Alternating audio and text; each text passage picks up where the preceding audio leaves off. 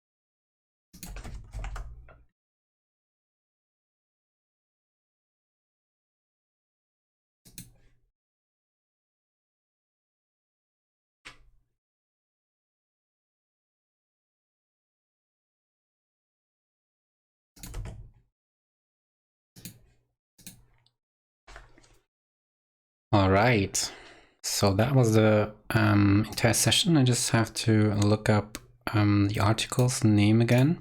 Migrating to new navigation types, so that I can link it. And here we go. And check out the article. Migrating to new navigation types.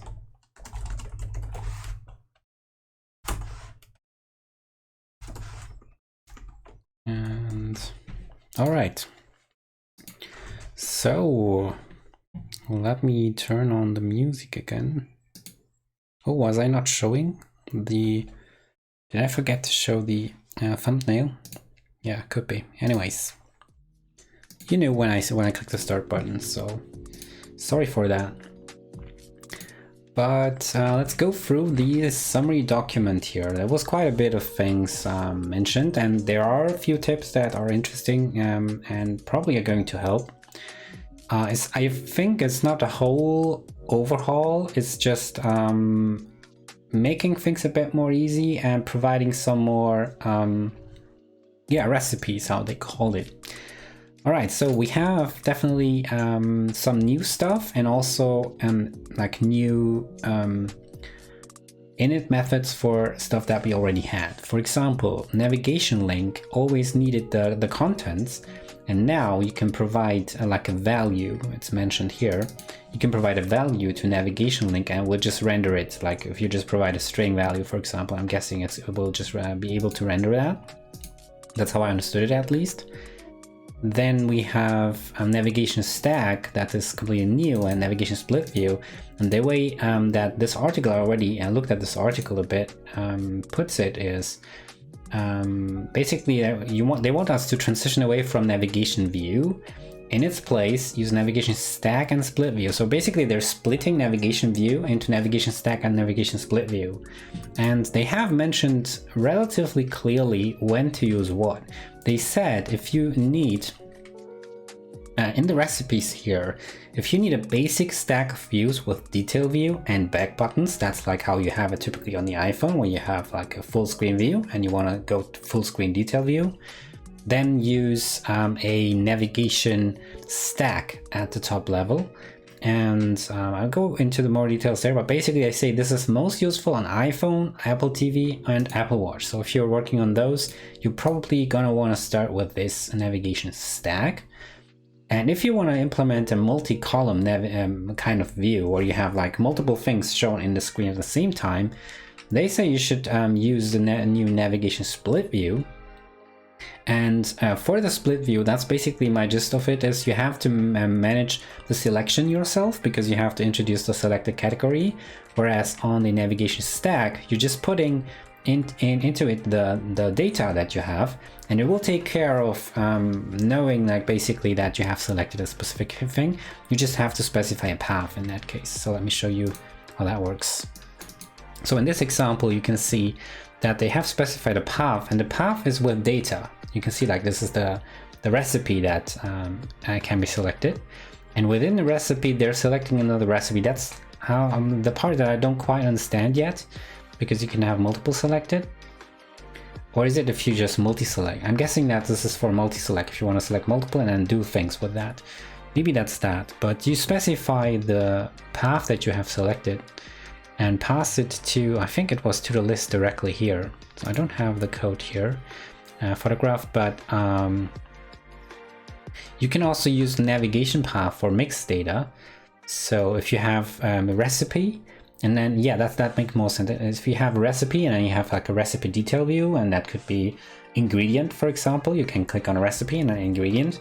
You can use a navigation path type here, and then you can provide a recipe, and inside of the next step on the path is an ingredient. They didn't show an example of that, but I'm guessing we can probably find something here in this article. There you go, we have navigation path.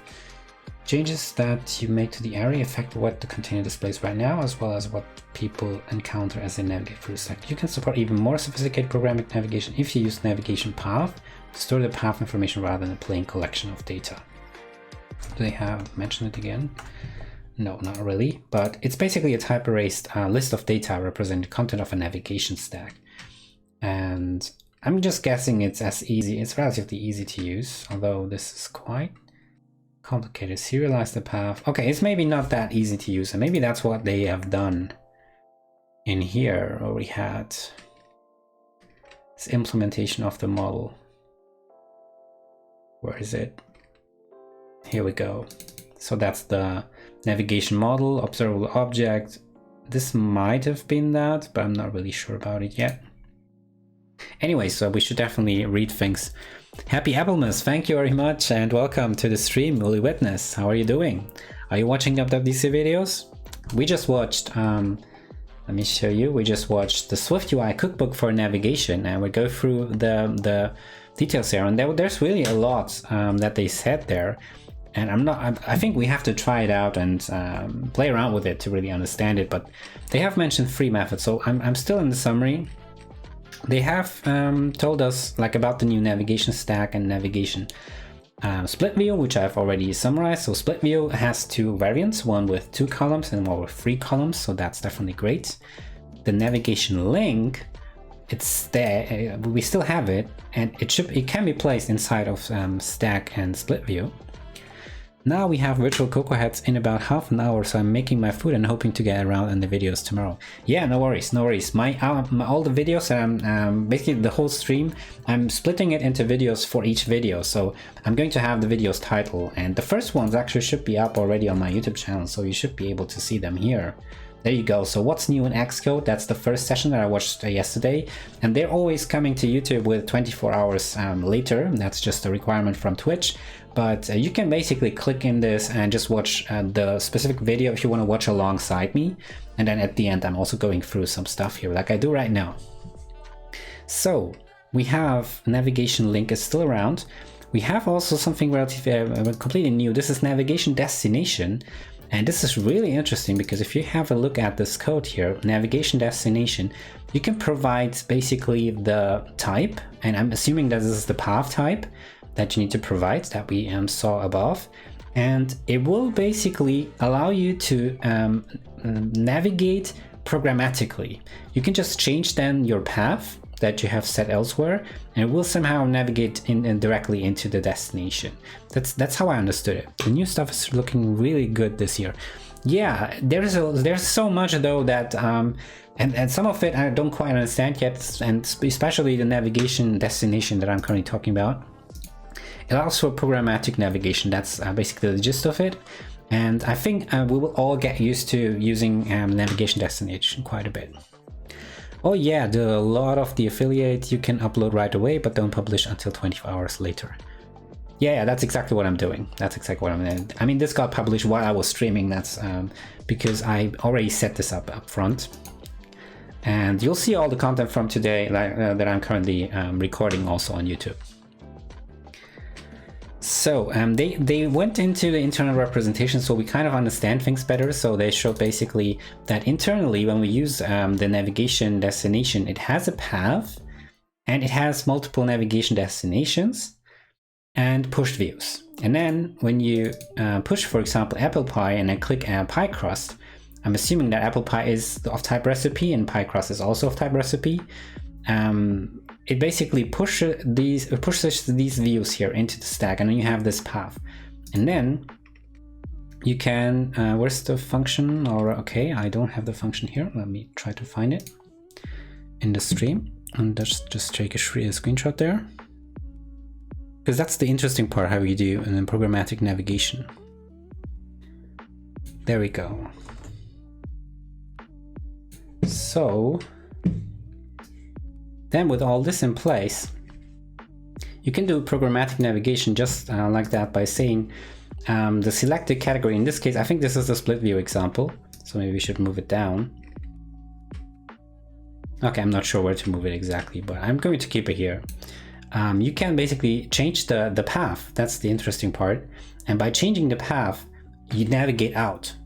Like if you, for example, if you have 2 in the stack right here, if you have like 2 objects in your path, you just remove the last one, it navigates back. That's how I understood how this works, and it can be in a function, and you just specify the destination here to connect everything together, but then you can just change the data and it will navigate the way you want. Yeah, the navigation path type erasing type is important. If you, for example, here, you can see they navigated into an apple pie, which is a recipe. And from there, then they navigated into a pie crust, which is also of type recipe. But typically you don't have the same type. You might have like a recipe, and then you might have the specific ingredient that you click, and then your detail view is actually about the ingredient. And because Swift arrays are typed, you can't just say, okay, I have an array of, or you could use any type, but that's not great. And that's what they've built the navigation path for. You can just use navigation path and have two different types.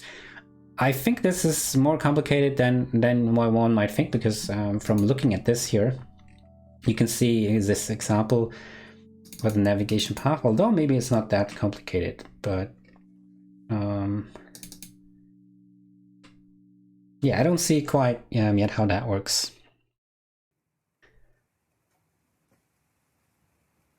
It looks like you can just specify it as a published parameter in your this is the model object. This can be like a view model, for example. And then the serialization probably has nothing to do with the path itself. That kind of makes sense. And they're creating the path and restoring it. So they are basically keeping track of also where you have been last. This looks like a detailed thing, and I definitely have to explore this more to really understand. Programmatic navigation works through the path, exactly. Then we have the multi-column one, and you can specify either a 2 or a 3. And basically how that's differentiated is you can use a navigation split view and a detail, or navigation split view with content and detail. That's how I understood it. And if you specify 3, all 3 of them, then you have the 3 column. If you just specify 2, then you have 2 columns. And they said explicitly that Apple TV and Apple Watch will render this basically like a navigation stack. So the devices that are not intended to be used with like 2 or 3 columns, and they say it's Apple TV and Apple Watch. Apple TV because probably it's a too big screen and you're very far away from it. And Apple Watch because it's a too small screen. They just have one stack, and you always focus on one thing basically. And on iPad and even on iPhone, it works the 2 stacks. I'm assuming that on the iPhone it's when you put it in the landscape mode, because I'm guessing that in the portrait mode you still have like a stack basically. At least that's what I think how it works.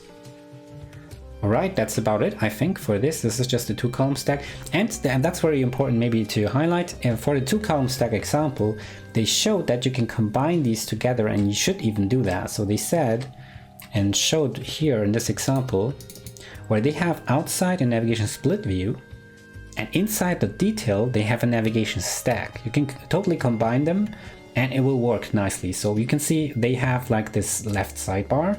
They have this grid, which is basically the contents of the navigation split views detail. And this is basically the grid, right? This is the grid recipe grid that we're seeing here, but this is wrapped in a navigation stack. So when I click something here in the grid, the left sidebar stays because it is the navigation split view, and the detail is changing, like, right? Only the detail is changing. The content itself, the list, is still there. So the sidebar stays, but the content part here, it navigates into the stack. So that's how you combine these two together. That's basically how it works. All right. I think that's it though. They had some tips at the end. The persistent part, I didn't quite get that, and it's definitely something you should watch and play around a bit. They basically extracted the path and selected category into a navigation model and made that codable, so they can store it in the environment. So each time a window appears, it basically restores the current state. And I think this is related to deep linking. So if you need deep linking, this is something you should have a look into. You can just then, I'm assuming when a deep link is clicked, you can just specify the specific data into the scene storage, and it navigates into a specific screen and just builds a specific view. That's how I understand this works. But I wouldn't put my hand in fire, how we say in Germany, that I'm sure that this is how it works. But they mentioned that object will change sequence, which is also something new, is how in your view model basically. So let me show up this code here. You can specify a task, which basically checks if the navigation model data is there, and basically this is the way how the persistence of the current state works. So if you want, when the app is killed, for example, and you want to start and you want to be on the same screen, you can probably use this method. And how you update that data is also here. So each time your state changes, so for example, the user clicked the button and you navigate somewhere else, this is going to get called, and then that's how this is all stored. So their tips was, please migrate over to new things. So navigation view plus navigation view style stack is basically replaced by the new navigation stack. So no longer need to call navigation view style. The navigation view alone without the stack style is basically a navigation split view now. So it's less confusing now. Then we have navigation link is active. This is basically deprecated. And navigation link tag selection, I'm guessing this also probably not deprecated, otherwise they will repeat that. But this is also like this encouraged. We should use the value style, where we provide a value that basically represents the path that we're in. And again, they're repeating that we can combine and compose split view and the navigation stack and list together. Navigation destination modifiers should be within, so that's also important. The navigation destination should not be called in the scroll view elements. That's something that they highlighted. So let me go back to that example. Here, I think this is the part.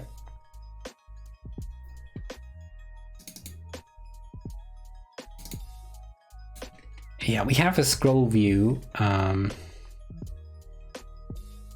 Where's the scroll view example? Let me find it.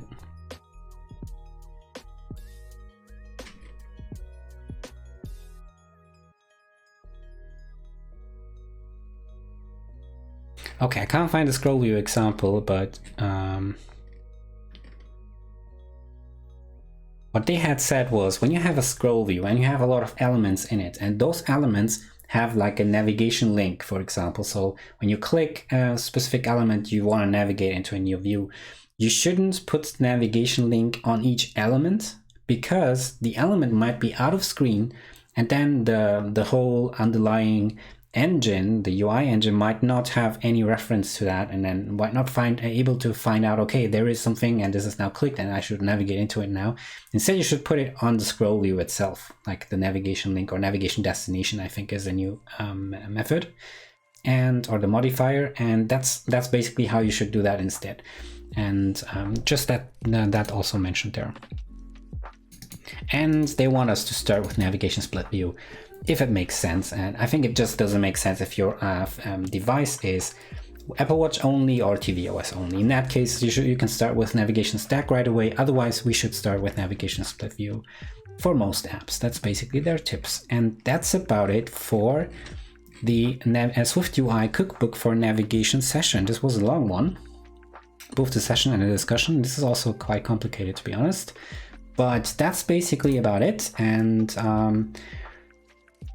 yeah, if you're watching this on YouTube, make sure to like this video, and otherwise I'll be having a short break before we get to the next topic, which is going to be Swift charts, raise the bar. So thank you very much for watching, and I'll be back in a few minutes or with the next video with raise the bar. Be right back.